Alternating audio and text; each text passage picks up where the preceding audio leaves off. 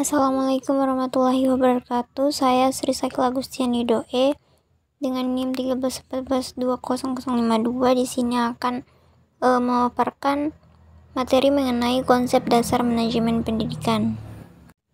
Yang pertama, pengertian manajemen pendidikan. Manajemen bila dikaitkan dengan pendidikan merupakan proses manajemen dalam pelaksanaannya pada lingkungan organisasi pendidikan yang disebut dengan manajemen pendidikan. Menurut Hartani tahun 2011 menyatakan manajemen pendidikan sebagai seni dan ilmu mengelola sumber daya pendidikan untuk mencapai tujuan pendidikan secara efektif dan efisien. Sumber daya pendidikan adalah sesuatu yang dipergunakan dalam penyelenggaraan pendidikan, baik sumber daya manusia, sumber daya finansial, maupun sumber daya material, termasuk di dalamnya informasi dan teknologi. Menurut Wukir tahun 2013, menyatakan manajemen pendidikan adalah suatu proses perencanaan, pengorganisasian, pengarahan, dan pengendalian kegiatan-kegiatan institusi dengan memanfaatkan sumber daya manusia dan sumber daya lainnya sehingga dapat mencapai fungsi pengajaran, penelitian, dan pekerjaan lainnya secara efektif dan efisien. Selanjutnya, kedudukan manajemen pendidikan dalam sistem pendidikan. Kedudukan manajemen pendidikan dalam sistem pendidikan itu ada 4. Yang pertama, dapat menjalankan fungsinya secara efektif dan efisien.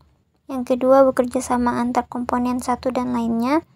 Yang ketiga, manajemen pendidikan harus mampu mengelola seluruh komponen pendidikan tersebut dengan memberdayakan sesuai fungsinya masing-masing.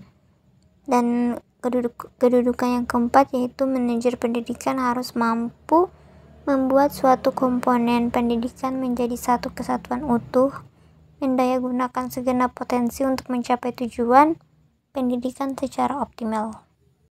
Dan yang terakhir, tujuan manajemen pendidikan.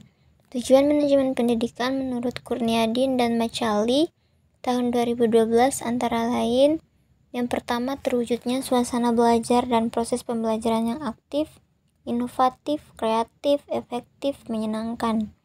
Yang kedua, terciptanya peserta didik yang aktif, mengembangkan potensi dirinya untuk memiliki kekuatan secara spiritual keagamaan, pengendalian diri, kepribadian, kecerdasan, akhlak mulia, serta keterampilan yang diperlukan dirinya, masyarakat, bangsa, dan negara.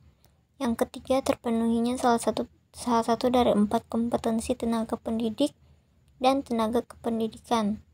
Yang kelima, tercapainya tujuan pendidikan secara efektif dan efisien. Yang keenam, terbekalinya tenaga kependidikan dengan teori tentang proses dan tugas administrasi pendidikan.